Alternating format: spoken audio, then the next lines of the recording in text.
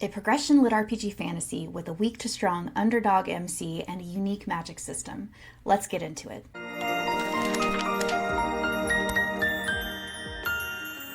Hey darling, welcome back. Boyce here, and it is my goal on this channel to help you find your next book obsession. Now, before we go any further, I will say that J.M. Clarke is a very good friend of mine, so I might be a little bit biased, but I'm really going to try to look at this as objectively as possible, as if I did not know him.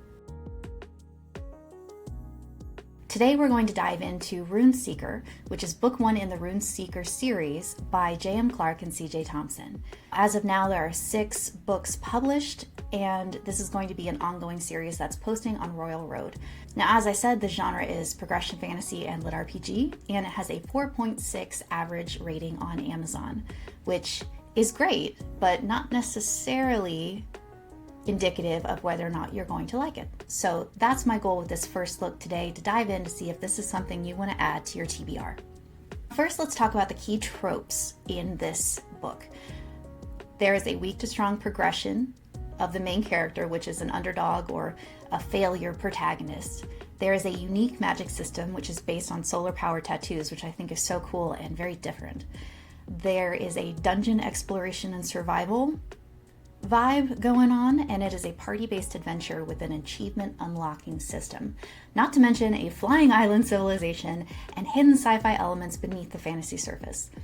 So my first concern of this is that a lot of times when you blend genres like sci-fi and fantasy, which have really, in recent decades become very distinct genres separate from each other, there is a chance that if you introduce sci-fi elements into a fantasy or vice versa, it ends up changing genre on you suddenly at the, halfway point or the 3/4 point.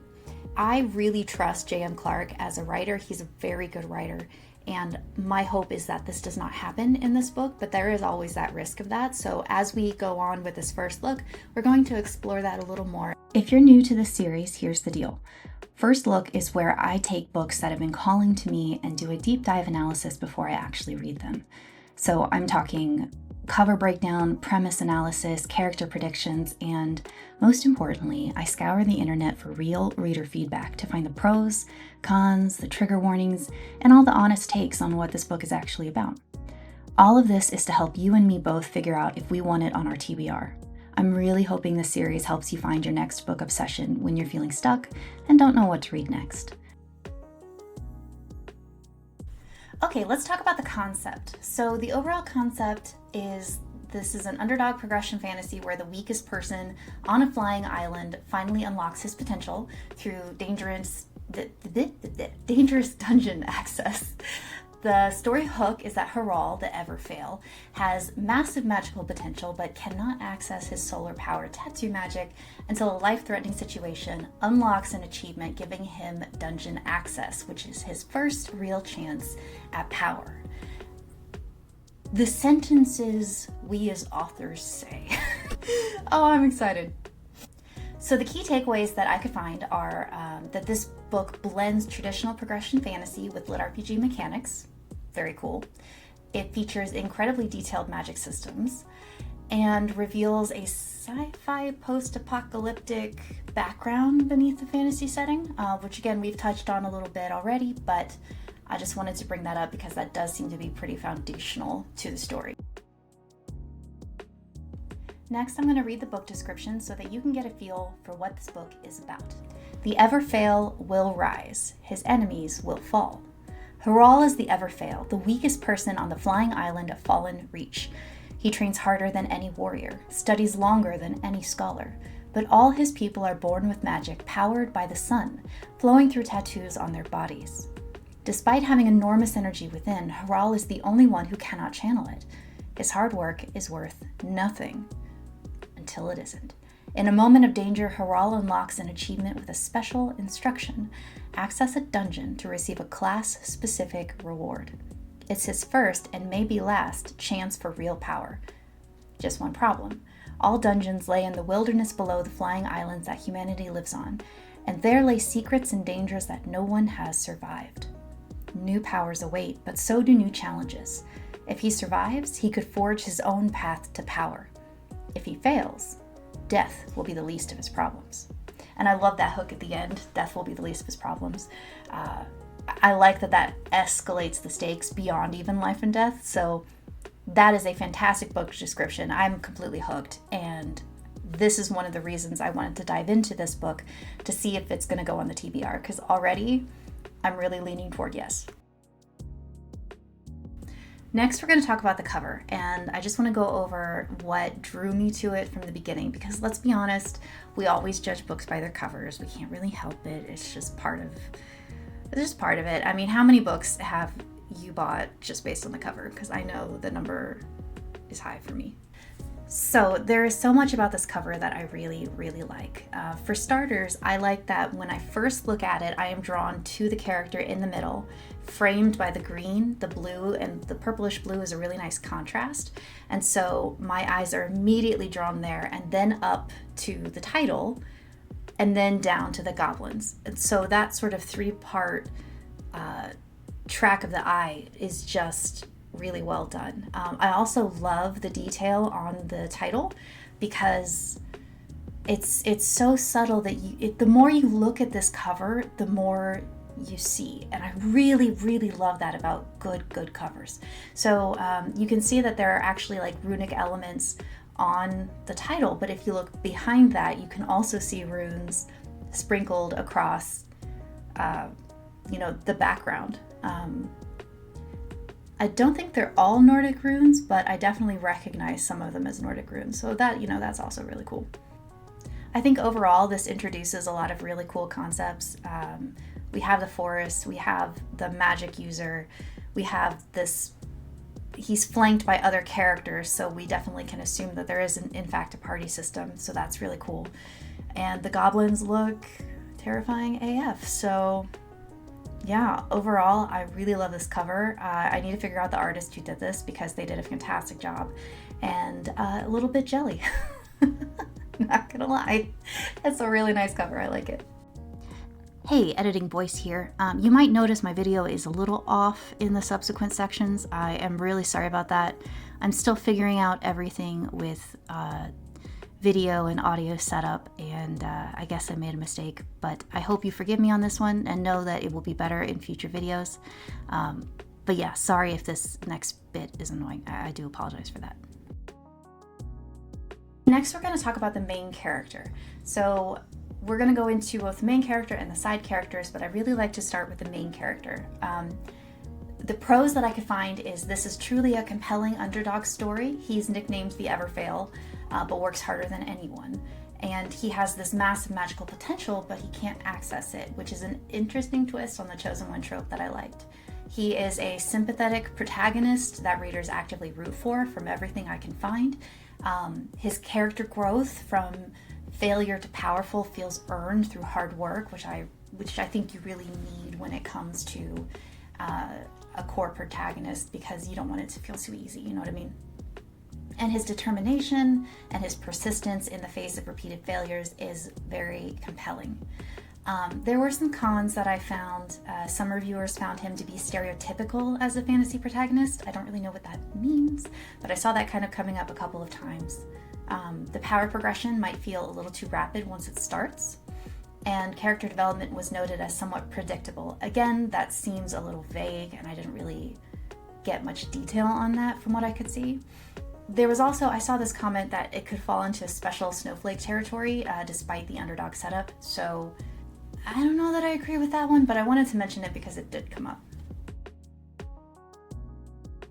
Okay, let's talk about the side character analysis next. This is going to encompass pretty much all of the side characters. I'm just going to kind of do this in one fell swoop because I don't need to be here explaining every single character to you. That'll rob it of some of the fun of discovering them for yourselves. But the pros that I saw were that the party dynamics and found family elements were very well executed, which I really like to hear.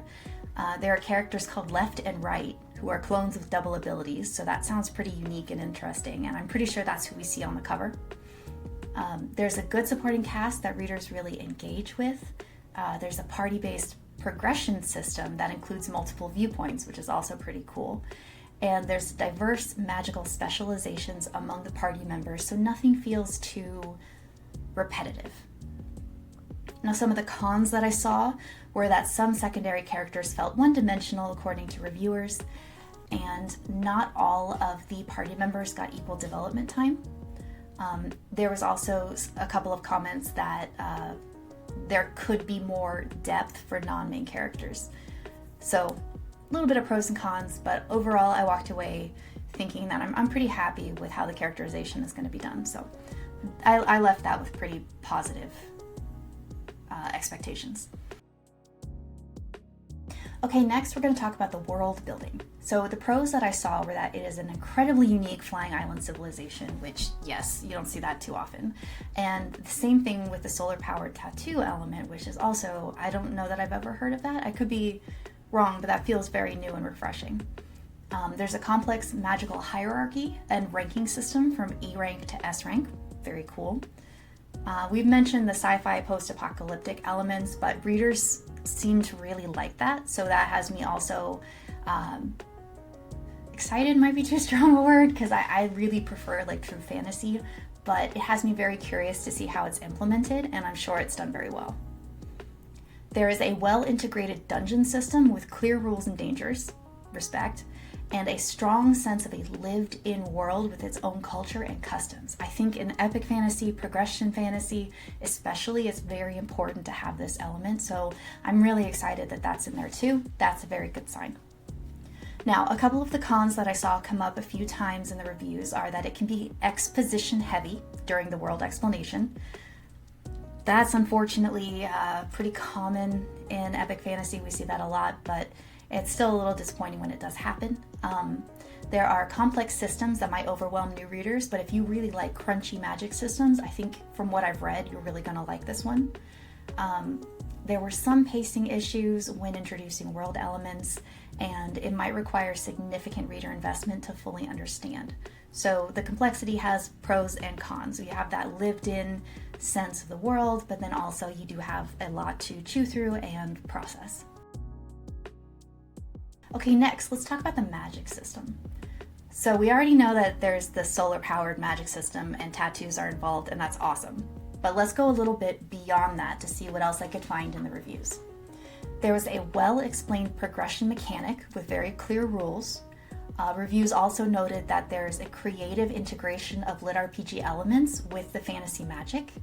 And magic is tied to artistry and craftsmanship given the tattoo creation element, and I loved that. I loved that idea. So one thing I'm really, really excited about with this is the magic system, and also I love tattoos.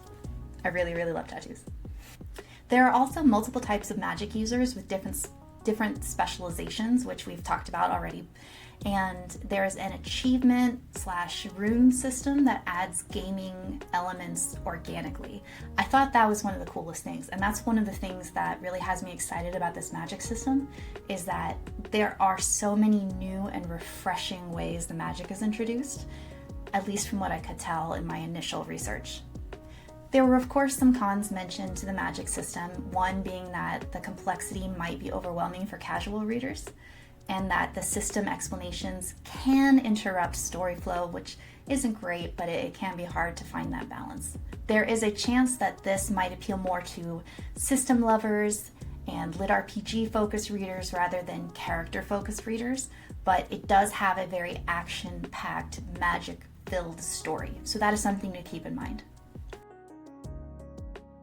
Now let's talk about a couple additional unique elements that didn't really have a category for me to include them in, but I wanted to share anyway. This blends ciencia cultivation with Western progression fantasy. I'm very sorry if I butchered that. I did listen to the Google pronunciation before recording this, but I feel also pretty confident that I said it wrong. The achievement system feels natural and not forced. I saw that comment a lot in reviews.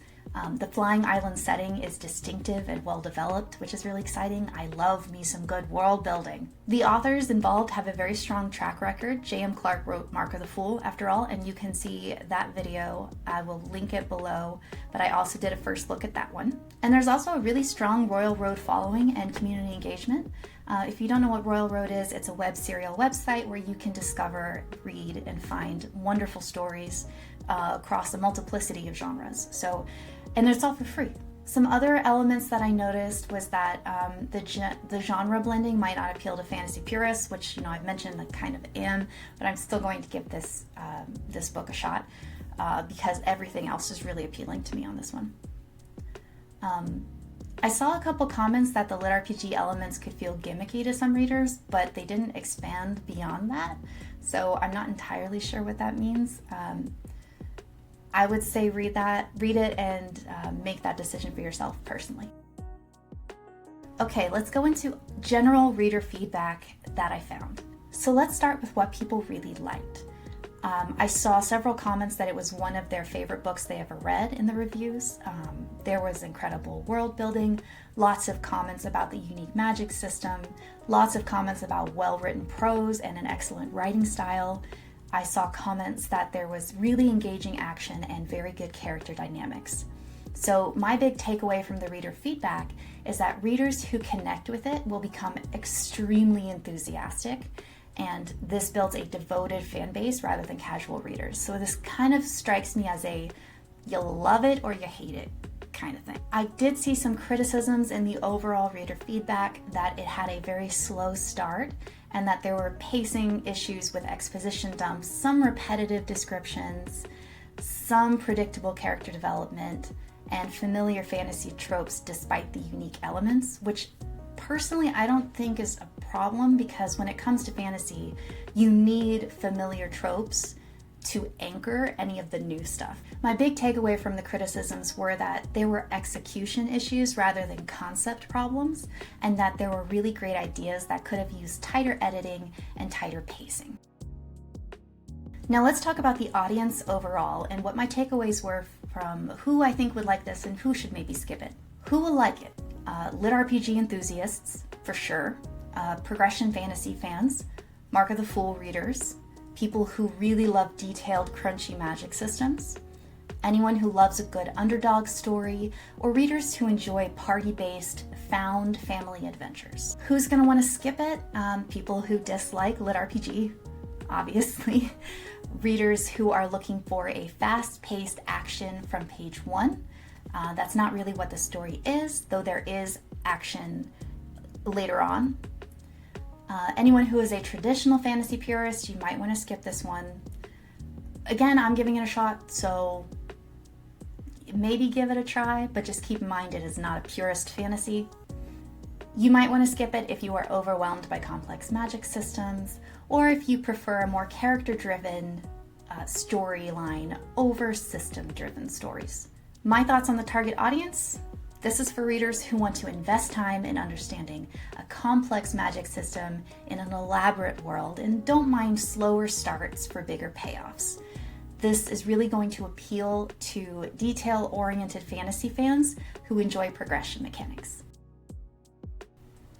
Now, what are my expectations after studying the book? What I expect is a slow burn opening that builds into a satisfying progression fantasy with a heavy focus on the magic system exploration and good party dynamics. Now, what am I hoping for? I really want the tattoo magic system to be as innovative and well integrated as promised, and I really want the underdog progression to feel earned rather than convenient. What do I hope doesn't happen? I hope that exposition dumps and pacing issues don't bog down what sounds like a genuinely creative premise. And I really hope that power progression does not become too rapid to feel satisfying. I feel pretty confident, especially because I know J.M. Clarke, I know his writing style, I know his MO. I feel confident that those aren't going to happen, but I figured I should mention them. Okay, so here's my verdict. It is no secret that this is going on my TBR. And it is no secret that it's going pretty high on my TBR. The unique magic system just hits my sweet spot for innovative fantasy. J.M. Clarke's track record with Mark of the Fool gives me great confidence in this one. The reader enthusiasm specifically suggests the payoff is worth the slow start. And the flying island setting and the solar magic, I mean, they just sound fresh and fun, and I am really looking forward to those. I am really going to be looking for how well the tattoo magic system is integrated and executed. I really want to see that done in a unique way since it's such a unique concept.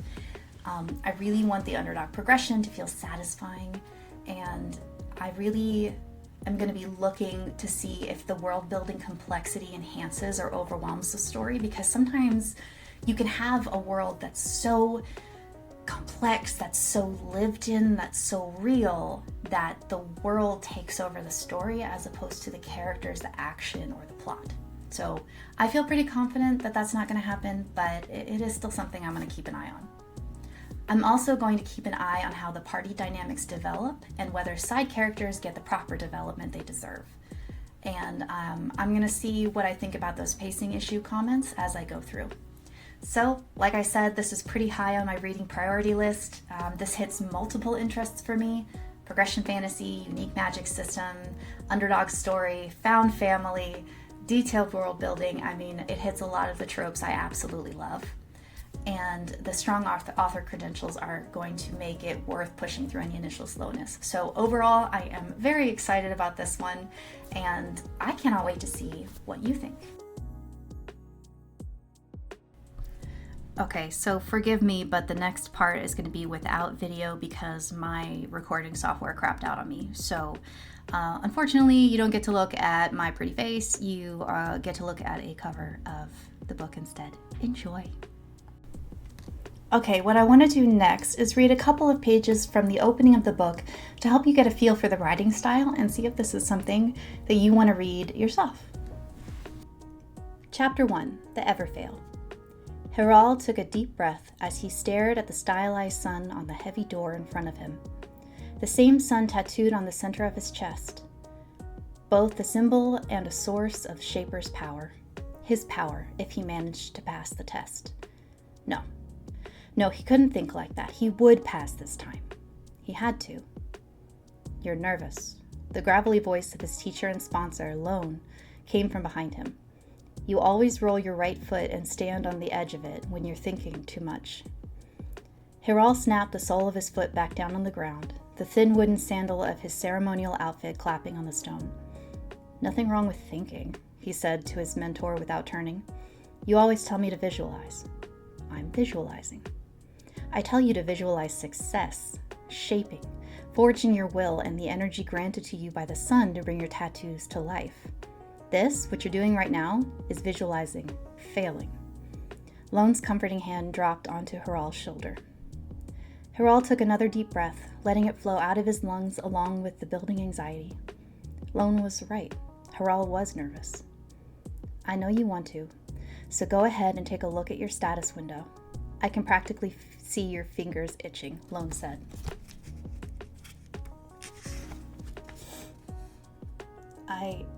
Hiral started. Would it make a difference? He knew what it said, what it always said. But then again, if it had changed, finally, then maybe it would ease his nerves.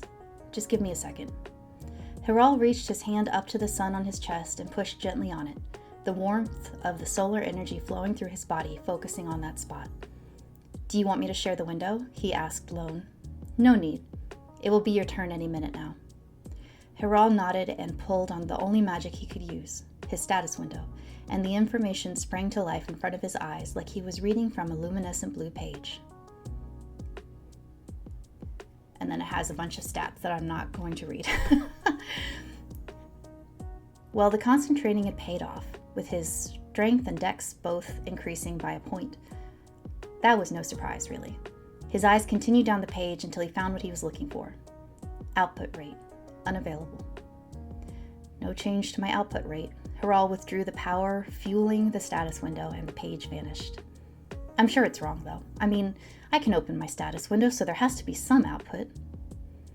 But when had a status window ever been wrong? No, don't think like that. It has to be. Remember your training, Lone said, having had this discussion dozens of times in the past. He added a squeeze of Hiral's shoulder. You work harder than anybody else. You practice longer. Your mind is sharper than any of the other initiates and 90% of the full shapers. Present company excluded, of course. I'm also 10 years senior to any of the other initiates and older than many full shapers. Present company excluded.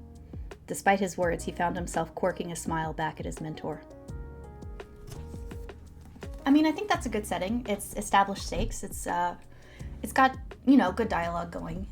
It establishes the world. It establishes his limitations. It delivers on the book description. It doesn't really add anything beyond the book description, but in terms of writing style, it's fluid and it's what I expect of J.M. Clarke. Also, no shade at all to C.J. Thompson.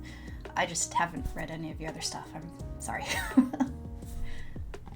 Now, if you have read this one, drop your thoughts in the comments, but please keep them spoiler-free for those of us who are still on the TBR struggle bus and don't quite know if we want to put this on our TBR. And what I want to know is, did my predictions match your experience? Because as always with a first look, this is just what I could glean from my research, and I could be wrong. So I really want to know, did you like it? Did you not like it? What did you like? What did you not like? Which characters really resonated with you, or which ones did you absolutely hate? This is a place to share what you thought about this book. All right, that's everything for today. Subscribe to find your next book obsession, or give me your thoughts in the comments below, because I would really love to know what you think about this video. And you can support me by either clicking the like button or any of the links below. Thank you so much for being here, my darling, and I will talk to you soon. Bye.